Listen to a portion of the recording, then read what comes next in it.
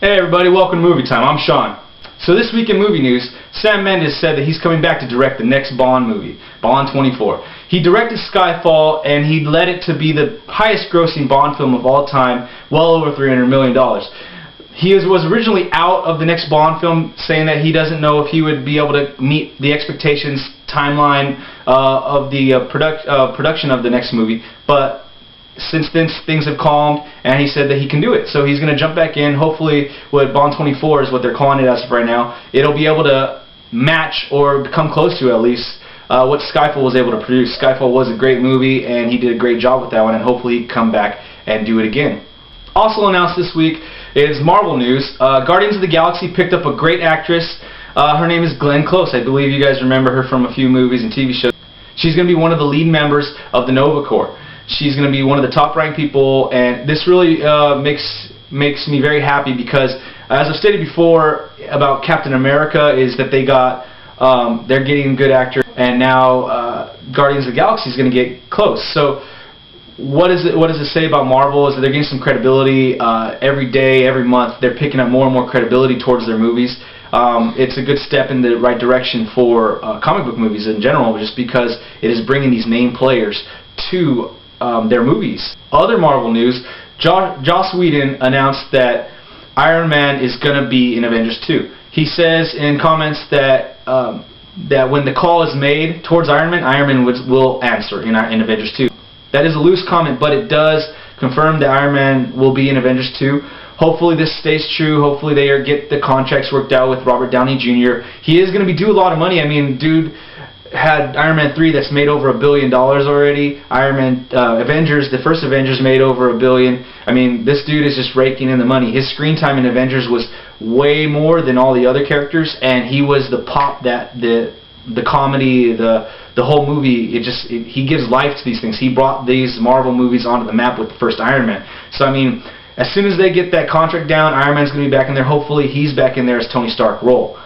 Joss also stated that he wants Quicksilver and Scarlet Witch to be in the Avengers 2. He wants that brother-sister team to be in there, but he also stated that if they are in the movie, it's not going to be to help the Avengers. So this shows that they probably are going to be antagonists. They are going to be some sort of in the way of some villainry. They are going to be doing things that be counterintuitive to the Avengers. We'll see where this goes. I know a lot of people are concerned about this because the X-Men series has a relation to Quicksilver and Scarlet Witch, them being the son and daughter of Magneto. So they are of mutant origin, but they have a clouded history in both the Avengers as well as X-Men. So we'll see where this goes, and we'll see if it turns out as Joss Whedon plans it to be. Assassin's Creed, the movie, is actually got a release date now. It's actually been confirmed that they are going to get the Memorial Day weekend opening in 2015.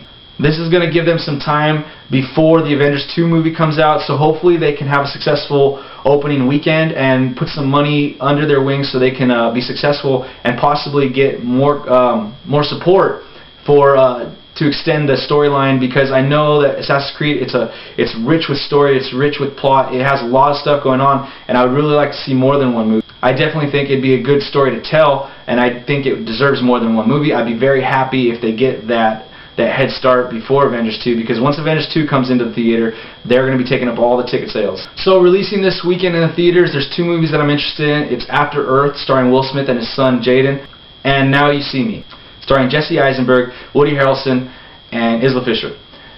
Both movies look very interesting to me. After Earth is going to be directed by M. Night Shyamalan, so to some of those out there that don't know that yet, this might be a little information for you guys to base your movie-going preferences, because as we know, M. Night Shyamalan can be really good and he can be really bad. Some of his movies have been awesome, some of his movies have been not so awesome at all. This is definitely something to consider when thinking about going to see After Earth. Now You See Me is going to be based on some magicians, and it looks very interesting. It's a heist magician movie. It looks like it's really going to toy with your mind, and you got to think of what's going to happen. So this one, it looks like very interesting as well. I definitely enjoy the whole aspect of like what's going to happen next, because I cannot tell where this movie is going from the trailers, and I like that too because they're not giving away too much. So this week's movie of the week, the movie is Puncture, starring Chris Evans.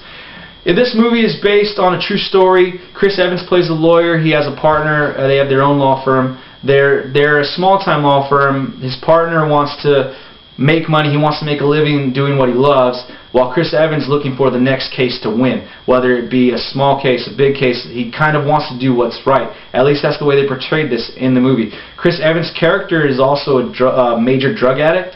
He does everything you can think of: coke. He shoots up. He does everything he can. He's married. He has an eccentric lifestyle.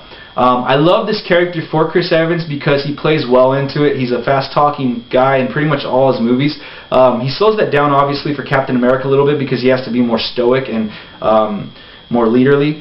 So in this one, he gets back to those Johnny Storm days of the Fantastic Four, of the quick-talking, kind of sarcastic, kind of with the jabs and everything like that. But his character is really cool because he actually puts some emotion into this character. He's going from a place within of wanting to do the right thing, and this really comes off on screen throughout the movie. It gets more and more interesting as the movie goes on. You see him wanting to right wrongs of cases that are going on. The main case being regarding a puncture wound that caused a girl to get AIDS, HIV/AIDS, and she dies from this. So he wants to right the wrong of this by making hospitals, instead of using the old plastic needles, using a safety needle where it automatically retracts the needle. So this movie is really cool. I liked it. It's it brought me into watching it. I definitely got involved in a really emotional story at the end of the day.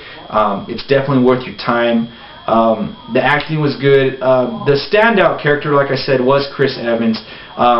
Throughout the movie you have all these other characters, and they did a sufficient enough job. But Chris Evans really put this movie over the top. I won't say it's the best movie I've ever seen, but it's definitely a really good movie. Good drama, and I definitely recommend you guys go out there and rent this movie. It'll definitely be worth your time. So anyway, that's it for the movie time this week, guys. Remember to click your like, share, subscribe buttons. Leave your comments down below. Let me know if there's any movies that you guys think I should watch for Movie of the Week. So let's start this conversation off right. See you guys next week.